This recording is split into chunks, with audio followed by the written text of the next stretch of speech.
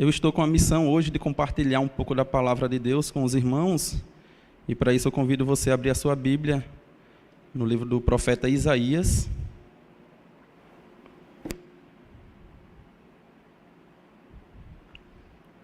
Isaías capítulo 6, nós vamos ler dos versos 1 ao 8. Isaías capítulo 6, versículos do 1 a 8. Isaías 6, do 1 a 8, o texto diz assim, versículo 1, texto de Isaías capítulo 6.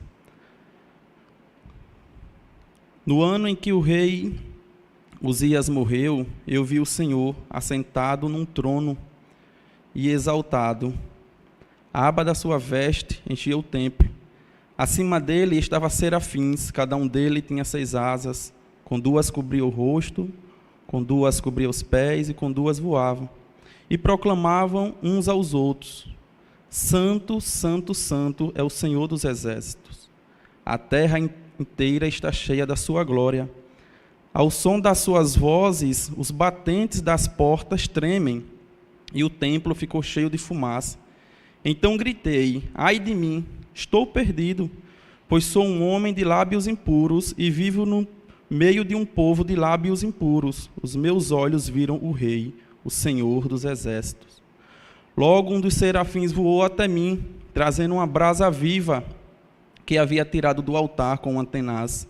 Com ela tocou a minha boca e disse: veja, isso tocou os seus lábios, por isso a tua culpa será removida e o seu pecado será perdoado. Então ouvi a voz do Senhor, conclamando: quem enviarei? Quem irá por nós? E eu respondi: eis-me aqui, envia-me. Amém. Vamos orar mais uma vez. Senhor, muito obrigado mais uma vez pela tua palavra. Senhor, fale conosco, que a tua palavra ela venha produzir o resultado a qual o Senhor tem para as nossas vidas, que ao olhar para esse texto e meditar nele, possamos sair daqui diferentes, com desejo ardente no coração de te servir melhor, de ter experiências com o Senhor e de poder servir ao Senhor da melhor forma. Peço ao Senhor falar conosco, que teu Santo Espírito nos conduza nesse momento. É essa a nossa oração em nome de Jesus. Amém. Meus irmãos, esse texto que nós acabamos de ler, com certeza é um texto bem conhecido dos irmãos, texto de Isaías capítulo 6, onde esse grande profeta de Deus tem uma grande experiência de ver o céu se abrindo e ver o Todo-Poderoso sentado no trono. Esse texto que nós acabamos de ler, o profeta Isaías se identifica começa esse texto dizendo no versículo 1, que foi essa experiência que ele teve, foi no ano em que o rei Uzias morreu. Ele diz aí no versículo 1, não é isso? No ano em que morreu o rei Uzias. É interessante pensar por que ele faz essa observação. Ele poderia não ter feito e já iniciar falando da sua experiência. Mas ele inicia dizendo que foi no ano em que o rei Uzias morreu. E é interessante uma nota de rodapé, que se a gente for observar, ele dizendo aí, falando sobre esse rei Uzias, é interessante entender de que esse rei Uzias que morre, ele é primo do próprio Isaías. Significa que foi nesse ano que o rei Uzias morreu. Esse rei Uzias tinha um pai, e o pai dele era irmão do próprio rei. E a gente calcula isso que eles eram primos. Se a gente for observar isso lá em 2 Crônicas 2:26, a gente vai ter mais algumas informações sobre isso. Mas qual é a questão dele identificar aqui que essa visão que ele teve foi bem no ano em que esse rei Uzias morreu? Algo interessante, e a gente vai ver, segura isso aí, a gente vai ver ao longo dessa palavra. Esse profeta Isaías, ele tem uma visão do trono de Deus, e essa visão ela traz um efeito na vida dele. A gente vai ver no final da mensagem. Só que essa visão não é uma visão qualquer. Isaías está vendo o trono do próprio Deus. Isaías está vendo aquilo que Apocalipse vai chamar de a sala do trono. Imagine você trabalha em uma empresa, talvez uma grande empresa, uma indústria, e você tem a sala lá do chefe, do diretor-geral, né? Então é aquele lugar quase inacessível, a gente só entra lá para resolver algumas coisas que a gente não consegue resolver aqui fora. E isso você olhando para os tronos terrenos. Isaías, o que ele está vendo aqui é o trono, a sala, o escritório, por assim dizer, daquele que governa todas as coisas, daquele que governa a história toda em suas mãos. Isaías está tendo o trono, da onde Deus está governando todo o universo e toda a história.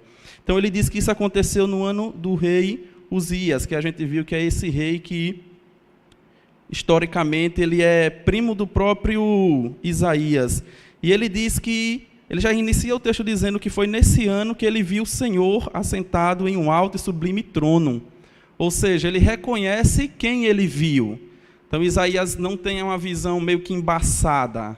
Eu acho que eu vi o Senhor ou algo desse tipo. Não, ele diz que foi no ano que o rei Uzias morreu, eu vi o Senhor sentado em um alto e sublime trono. Em um trono bem alto, e esse trono ele era sublime.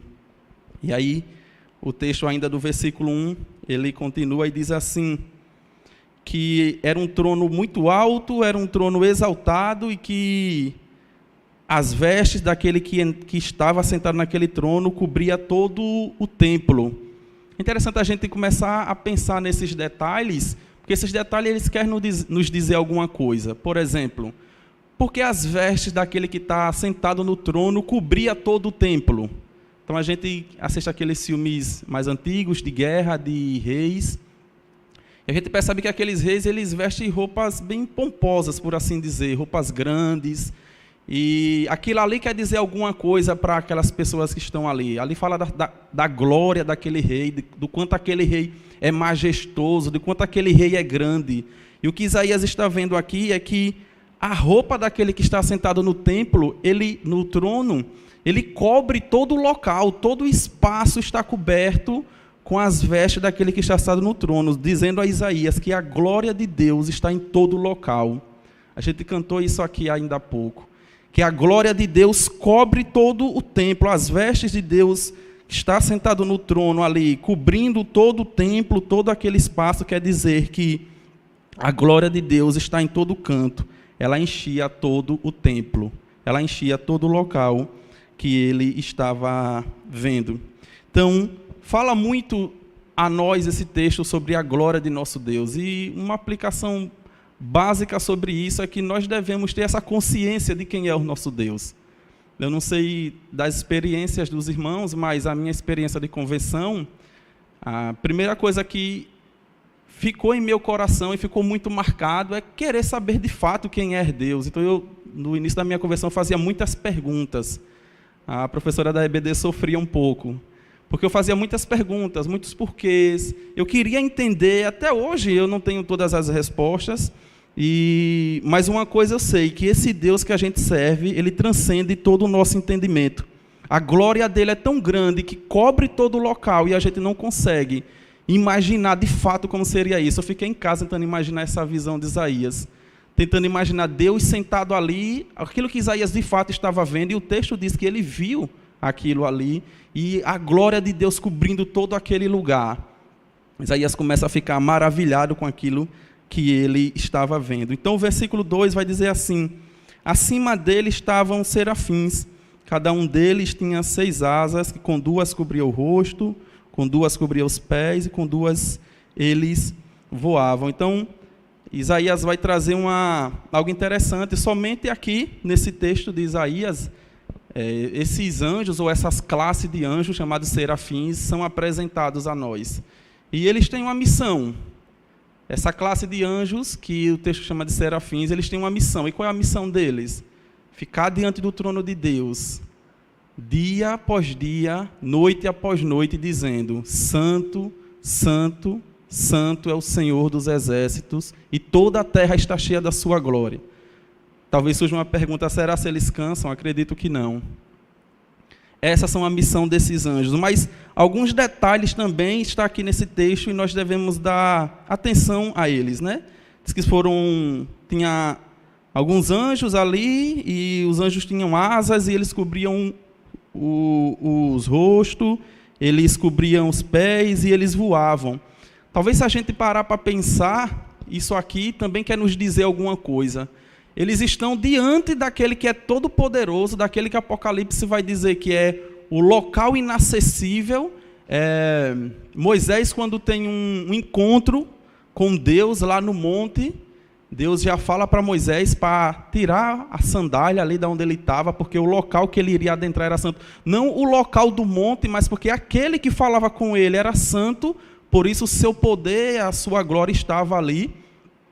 Moisés vai falar com Deus, porque o povo questiona Moisés, porque só Moisés fala com Deus, e o povo também quer falar com Deus. Então Moisés vai diante de Deus e diz, o povo também quer falar com o Senhor, mas Deus manda o povo se organizar. Quando Deus começa a se manifestar para falar com o povo de Israel que está ali no Egito, o povo começa a ficar com medo, ficar atemorizado. Então eles pedem a Moisés, Moisés, diga a Deus que pare, nós não queremos falar com ele, fale você com Deus, porque o poder de Deus começou a ser manifesto e o povo não aguentou. Então o que esse texto está nos dizendo é que mesmo os anjos que já estão nessa posição, que não é na posição nossa de caídos, mas nessa posição, na glória de Deus, mesmo eles, o texto nos diz que ele fecha os olhos para não ver a glória desse Deus. Talvez eles sejam consumidos, se ver, não sei, mas algo acontece ali que eles entendem que eles não conseguem olhar para ali de uma forma nítida como vocês estão me vendo aqui. E eles cobrem os olhos, o rosto, para não ver. Eles voam, talvez, para que não toque nessa majestade de Deus. O texto diz que o manto dele cobria todo o local. Então os anjos eles estão voando, eles estão com as asas nos pés também. Então essa visão que Isaías está tendo é uma visão muito majestosa, é uma visão muito gloriosa, por assim dizer, do nosso Deus. Ele está vendo aquele que está assentado no trono. E, irmãos, que maravilha e que experiência boa desse profeta em ter essa visão. Quanto de nós não daríamos muitas coisas para ter isso? Quantos de nós, se tivesse a oportunidade, não queria que o céu se rasgasse e a gente conseguisse ver esse Deus? Esse é um grande desafio da fé cristã. Nós temos um desafio de crer e acreditar e viver mesmo naquilo que nós não estamos vendo.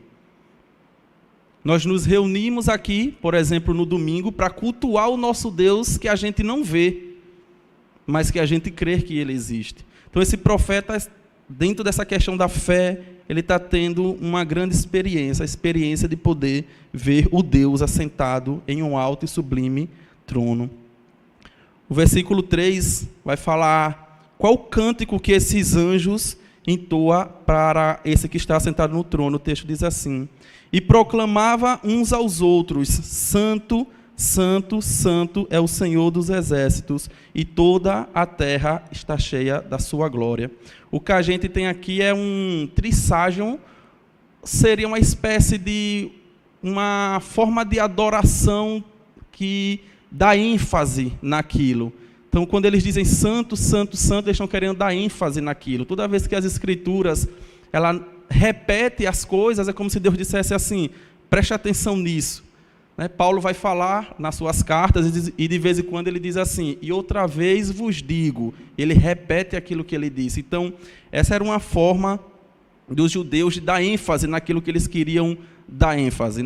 A gente talvez vai sublinhar, talvez a gente vai colocar em negrito, eles para dar ênfase, eles repetiam aquilo que eles falavam.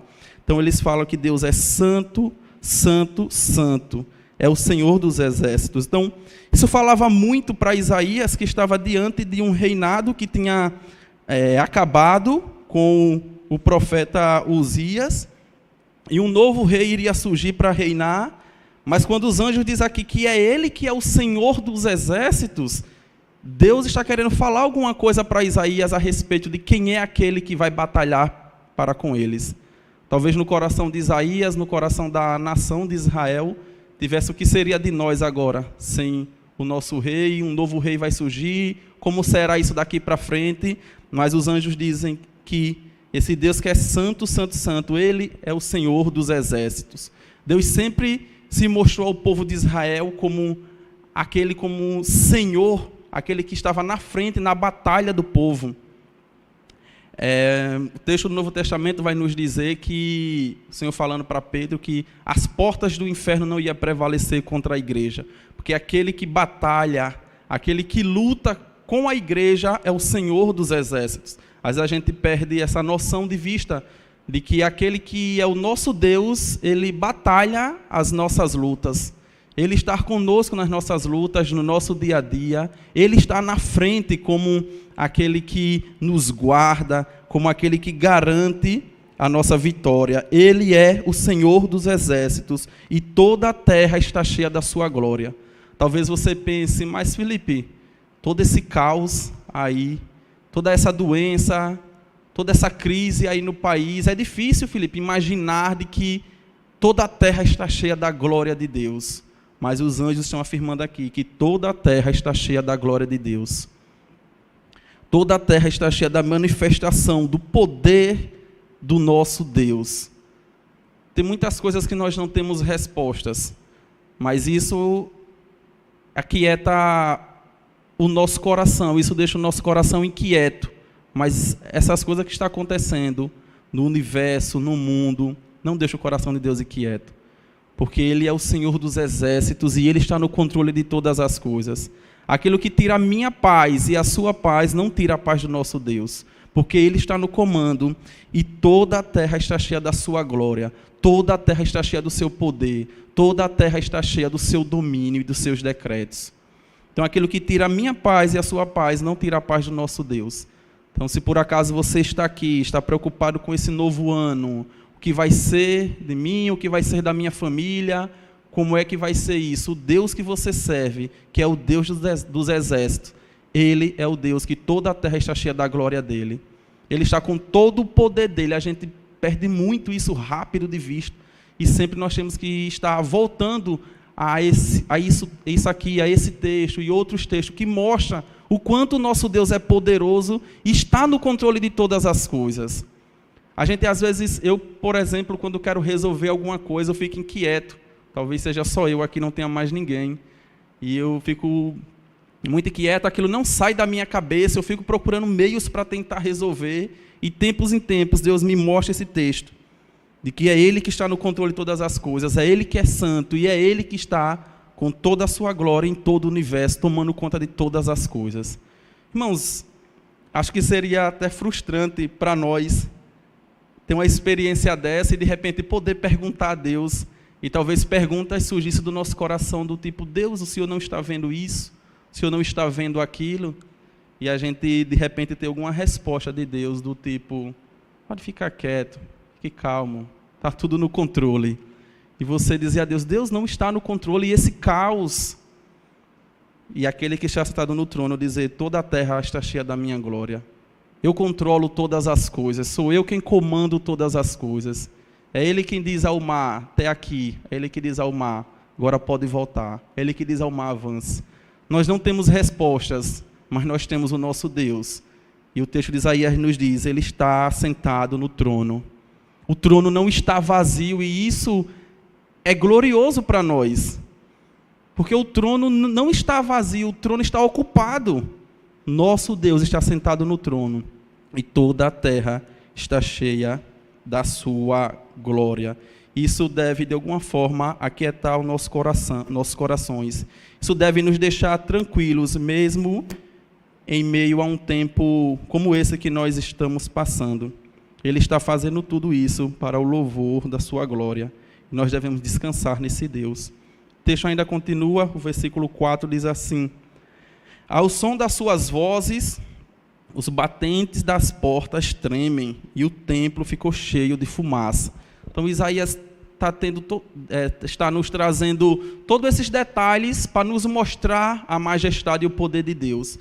Então a coisa é tão forte para Isaías que até aquilo que não tem vida, o batente da porta, por exemplo, ele treme com aquele que está sentado no trono. E algo interessante aqui, Deus ainda não falou nada. Isaías apenas está vendo. Deus vai falar daqui a pouco no texto, mas Deus ainda não falou nada, Ele só está lá sentado no lugar dele. Isaías diz, a coisa é tão maravilhosa que há anjos naquele lugar que precisa fechar os olhos. Há anjos naquele lugar que precisam estar voando, não conseguem pisar naquele lugar. A coisa é tão maravilhosa que o templo, o batente das portas, as coisas que não têm vida, elas tremem por causa daquele que está sentado no trono. Quão glorioso e majestoso é esse nosso Deus. Ele é o Rei do universo. Toda a terra está cheia da glória dele. É esse o Deus que eu sirvo, é esse Deus que você serve. O Deus vivo e verdadeiro que está sentado no trono. Nós devemos sempre ter isso em mente, que o nosso Deus está no trono, Ele governa todas as coisas e toda a terra está cheia da sua glória. Então as coisas que não têm vida, elas respondem à glória desse Deus. Talvez isso fale aos nossos corações. Imaginar que algo que não tem vida, diante da presença do nosso Deus, elas respondem. E como nós estamos na presença do nosso Deus, e aí fazendo um link com aquilo que Vini falou de manhã, talvez nada mude nesse ano se a gente continuar com a mesma vida. Talvez a coisa continue caminhando de ladeira abaixo, talvez nosso relacionamento com Deus não mude. Que precisa mudar é nosso entendimento e a nossa postura diante do nosso Deus. É preciso restaurar esse culto, como falamos pela manhã a Deus. É preciso colocar as coisas nos lugares, para daí sim apresentar a Deus nossos planos, nossos projetos desse ano. Como diz aquele ditado popular nosso, se Deus estiver no barco, tudo vai bem. Se Ele está no barco, vai vir tempestade, mas nós estamos bem porque estamos com Ele. Então, o que nós precisamos de fato é reconhecer a majestade desse Deus, e aí sim, imaginar que muitas coisas podem acontecer, e Deus estará no controle de todas as coisas. Então, se até as coisas que não têm vida, ela responde à glória desse Deus, como nós não responderemos em adoração e louvor a esse Deus? Como nós não nos prostraremos, não tiraremos tempo para exaltar e engrandecer esse Deus? Se até as coisas que não têm vida, ela responde à glória desse Deus. O versículo 5 diz assim, Isaías responde, quando ele vê toda essa majestade, todo esse poder, há uma resposta de Isaías para esse texto. Antes de ler a resposta no versículo 5, é interessante imaginar, meus irmãos, que muitos hoje dizem ter experiências maravilhosas e grandiosas com Deus. Então, hoje no meio evangélico, nós temos muitos irmãos nossos que dizem ter tido experiências com Deus, experiências de ter sido arrebatados, de ter sido levados até o terceiro céu, e a gente não está aqui para dizer que isso aconteceu com o irmão ou com a irmã, sim ou não. Experiência é experiência, cada um vai ter sua experiência com Deus. Mas algo chama a atenção aqui da experiência que Isaías teve com Deus. E isso nos leva a refletir, de fato, sobre as experiências que nós temos com Deus. Versículo 5 diz assim, então gritei, ai de mim, estou perdido. Isaías, ao ter a visão dessa glória, dessa majestade, desse poder tão grandioso de Deus, Isaías diz que, o texto diz que Isaías gritou e ele disse, ai de mim. Esse ai aqui é bem conhecido, principalmente para nós que acompanhamos a série de Apocalipse. Toda vez que uma taça de Deus era derramada, toda vez que um selo era aberto, os anjos diziam, ai da terra, porque o acusador dos irmãos estão aí, ai de vocês, ai. Esse ai é um ai de maldição, onde mostra que aquilo que vai acontecer depois vai ser algo ruim. Então Isaías está pegando essa palavra de maldição, está colocando para ele mesmo, ele diz, ai de mim. Ou seja, ele mesmo diz aqui, estou perdido. Por quê? Porque sou um homem de lábios impuros e vivo num povo de lábios impuros. Os meus olhos viram o Rei, o Senhor dos exércitos.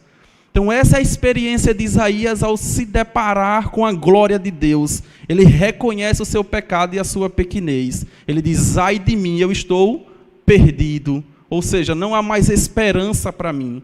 Esse é o efeito daquele que tem uma experiência extraordinária com o nosso Deus.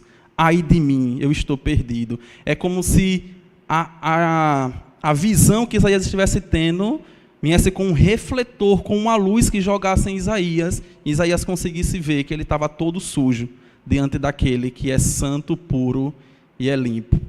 Então Isaías diz para ele mesmo, ai de mim, eu estou perdido. A pergunta é fácil para nós, né? Quantos de nós estamos tendo esse tipo de experiência com Deus, a um ponto de reconhecer diariamente os nossos pecados?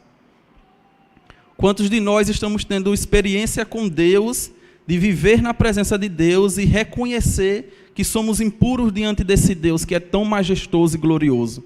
Irmãos, nosso Deus, ele não é um amigo de infância nosso.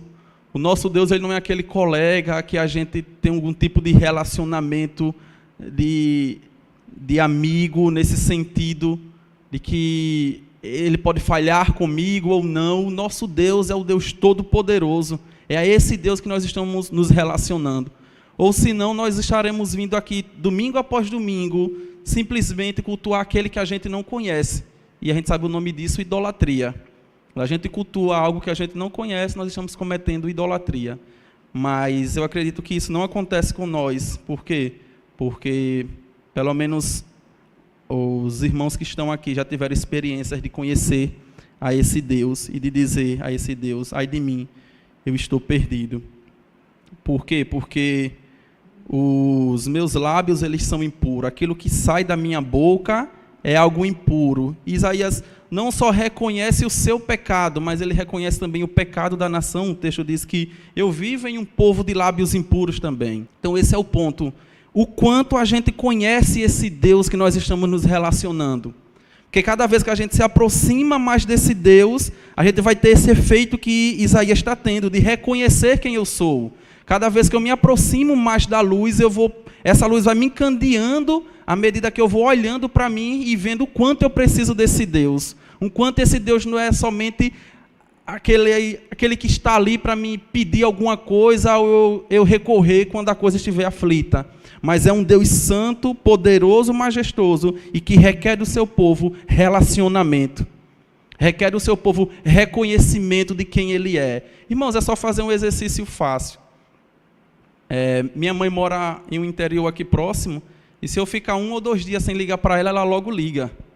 Ela me pergunta: esqueceu que tem mãe? Esqueceu que tem mãe? Se eu não mandar uma mensagem, ainda está acontecendo alguma coisa. Por quê? Porque ela requer de mim um relacionamento. Então não dá para dizer que nós somos crente, que estamos com Deus, que vivemos com Deus e fazendo as coisas como se Deus não existe. Servindo a Ele sem entendimento do serviço que estamos fazendo. Então, se eu, por exemplo, fico na portaria da igreja, auxilio ali os irmãos na recepção, eu tenho que entender a quem eu estou fazendo isso, em última análise, a Deus. Então, se eu venho ministrar, se eu venho cantar, se eu sirvo na igreja, eu estou servindo a esse Deus. Nós não podemos perder de vista isso. Senão a gente vai se tornar coisa mecânica e daqui a pouco a gente está cometendo idolatria. Mas nós temos que estar cada dia aqui, olhando para esse texto, dizendo: é esse Deus que eu sirvo. E à medida que eu me aproximo dele, que eu vou reconhecendo ele, eu vou reconhecendo também quem eu sou diante desse Deus. Homem de lábios impuros, e que estou em um povo, vivendo no povo, que também tem lábios impuros. E ele diz: os meus olhos viram o rei. Se a gente observar antes, o texto diz que Isaías, ele viu o Senhor. A expressão que Isaías usa agora aqui é que eu vi o rei. Talvez fazendo esse contraponto: se na terra morreu um rei, aquele que governava, no céu existe um rei vivo e que reina eternamente. Se talvez o povo estivesse triste porque o rei da terra tinha morrido, Isaías está dizendo: eu vi o rei e ele está vivo. Não esse rei da terra, mas é um rei que a glória dele cobria todo o templo. E que anjos estavam ali ao redor dele, glorificando e exaltando a esse rei. Eu vi o rei, e ele disse: o Senhor dos exércitos. Aquela expressão de aquele que está conosco, aquele que vai batalhar juntamente conosco, aquele que não vai nos abandonar no momento da batalha. Eu vi ele, o Senhor dos exércitos. Irmãos, com certeza esse texto, ele fala muito aos nossos corações, e nós devemos nos fazer algumas perguntas. Por exemplo, qual tem sido a nossa reação diante da glória desse Deus majestoso?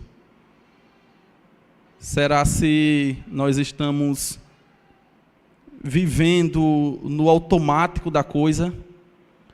Será se estamos o tempo vai passando, né? A gente tende a esfriar. Isso acontece muito, né? Nos relacionamentos, entre pais e filhos, marido e mulher, coisa vai passando, a rotina, e aquilo vai esfriando. Mas com o nosso Deus isso não pode acontecer. Então você deve se fazer essa pergunta: qual tem sido a sua reação diante desse Deus que é majestoso? Será que nós temos meditado a respeito desse Deus, de quem Ele é, e qual é o meu papel, qual é o meu dever diante desse Deus que é todo-poderoso? Irmãos, é isso que vai sobrar no final de tudo. No final de tudo, tudo vai passar. Tudo aquilo que a gente correu atrás para conquistar, e não sou eu, essas palavras não é minha, é de Jesus. As traças, o ferrugem vai corroer, vai corromper tudo isso, e tudo isso vai passar. Isso já passou pelos nossos avós, nossos tataravós.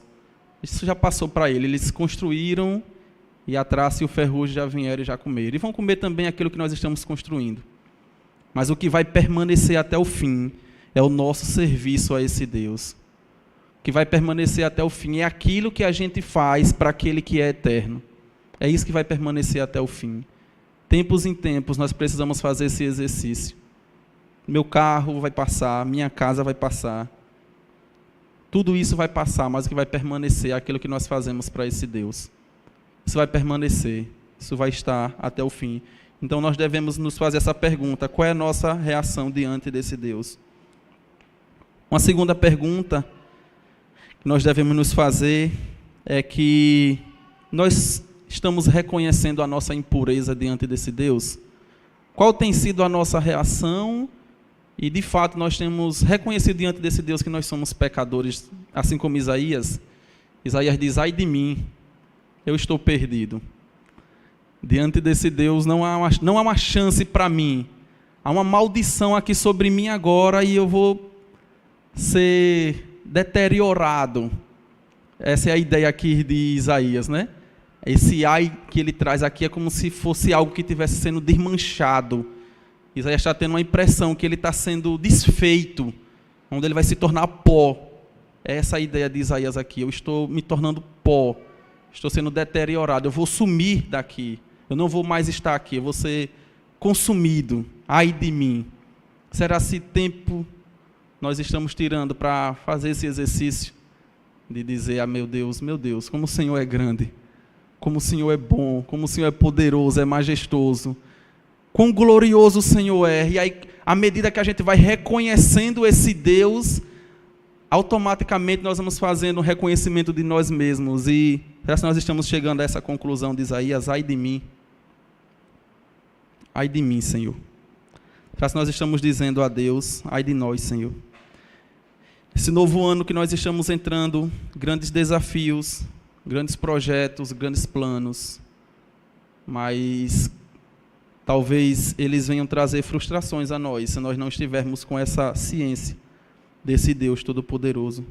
Será que nós temos tido esse conhecimento dessa impureza nossa diante de Deus? E não só nossa, mas também daqueles que estão ao redor de nós. E isso vai gerar em nós intercessão, porque a partir do momento que eu reconheço que eu estou em uma situação ruim e reconheço que o outro também está, automaticamente eu intercedo pelo outro. Isaías diz: eu sou um homem de lábios impuros, mas estou no meio de um povo que está na mesma situação que eu. Então, com certeza esse reconhecimento vai trazer em nós um exercício de reconhecer quem é esse Deus e, com isso, trazer um efeito de intercessão para o próximo. Então, é essa a visão que Isaías está tendo. Então, no final do versículo 1, ele diz que os olhos dele viram o Rei, o Senhor dos Exércitos. Então, o versículo 6 vai trazer o que aconteceu com Isaías a ele fazer essa confissão. O texto diz assim: logo um dos serafins voou até mim, trazendo uma brasa viva que havia tirado do altar com uma tenaz. Com ela tocou a minha boca e disse: veja, isso tocou seus lábios, por isso a sua culpa será removida e o seu pecado será perdoado. Há um efeito com a confissão de Isaías. Isaías não faz uma confissão e fica por isso mesmo. Nenhuma confissão verdadeira que é feita diante de Deus, ela vai ficar da forma que está, ela vai trazer um efeito. Todas as vezes que eu e você nos confessarmos diante do nosso Deus, pode ter certeza que Deus responderá. E Deus responde Isaías, usando um dos anjos que está ali, glorificando a Deus, que para de dizer santo, santo, santo, ele sai naquele momento, traz uma brasa viva que ele tira do altar. Toda essa ideia que o texto está trazendo aqui é o altar, o templo do Antigo Testamento. Então, havia um fogo que Deus já tinha dito lá na lei de Levítico, que não era para ser apagado. Era um fogo que eles iriam sempre estar usando quando precisasse daquele fogo ali do altar. Então, daquele fogo do altar, o anjo vai e pega uma brasa viva, né, com um pegador, ele chama aqui tenaz, né, um pegador, pega aquela brasa viva, e o texto diz que ele toca a boca de Isaías com essa brasa viva, e fala a ele: por isso a sua culpa será removida e o seu pecado será perdoado. Esse vai ser o efeito que vai acontecer com nós, quando nós reconhecer a glória de Deus, com o efeito disso, reconhecer que nós somos pecadores, automaticamente vamos confessar o nosso pecado ao nosso Deus, e Deus irá nos responder, dizendo: a sua culpa foi removida e o seu pecado foi perdoado. Não somente o pecado perdoado, mas a culpa foi removida, porque acho que não há nada pior em nós do que o sentimento de culpa, de que somos culpados por alguma coisa. Mas o texto diz que Isaías teve não só o seu pecado perdoado, mas a sua culpa, ela foi removida. Então, Isaías teve esse efeito de confessar o pecado e de receber e de perceber que os seus pecados eles foram perdoados. O texto diz: então ouvi a voz do Senhor, no versículo 8, diz assim: então ouvi a voz do Senhor conclamando. Lembra que eu disse? Deus não tinha falado até então. Isaías está tendo todo esse deslumbre da glória de Deus, e Deus ainda não tinha falado. Ele estava apenas vendo, mas Deus agora ele fala. E ele diz assim, essa é a fala de Deus. Então, versículo 8, né? Então ouvi a voz do Senhor conclamando: quem enviarei e quem irá por nós? Essa é a fala de Deus para Isaías. Quem eu vou enviar? Quem vai por nós? Talvez essa seja a fala de Deus para nós nesse ano. Quem eu enviarei para aquela missão, para aquele trabalho, para aquele específico? E talvez a gente tenha essa ideia de missão um pouco, vamos dizer assim, meio que manchada da coisa, né? Fazer missão é só ir lá para o outro lado do mundo, para a África, e fazer missão lá, né? Deus pergunta a Isaías quem ele vai enviar. A nação perdeu um rei, a nação está toda perdida nesse sentido, adorando outros deuses, mas alguém precisa ir diante deles, alguém precisa falar diante desse povo, alguém precisa servir a Deus em uma missão ali. Deus pergunta: quem é que eu vou enviar? E aí a gente conhece bem a resposta. Interessante pensar nessa expressão de quem Deus iria enviar, quem iria pelo povo.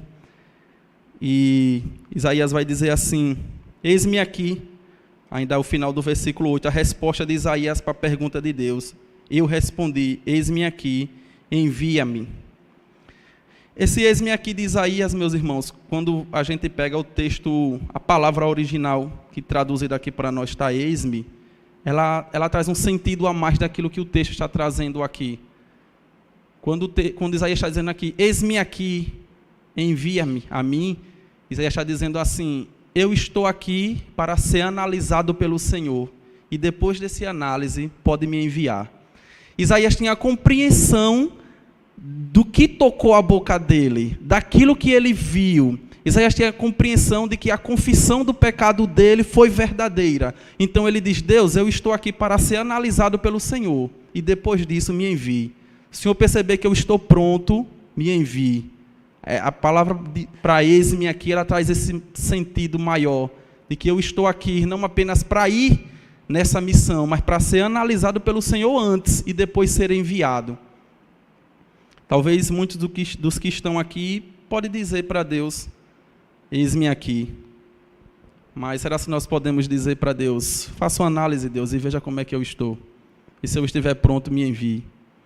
Certamente sim, porque nós confessamos a Cristo como Salvador, e não é por causa daquilo que está em nós, mas é por causa daquilo que Cristo fez.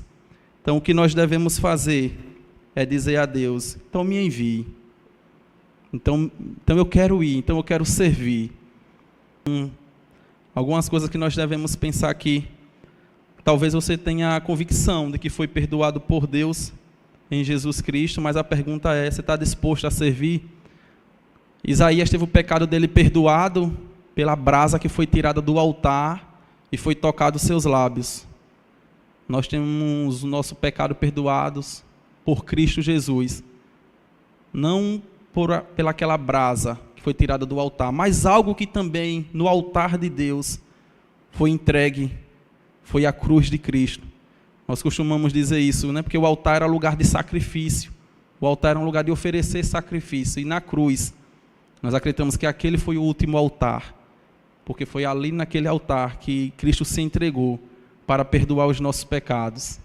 E talvez como Isaías, essa brasa que vem até nós e nos purifica, é o sacrifício de Cristo na cruz que nos purificou. A pergunta é, será se você está disposto a ir em nome desse Deus?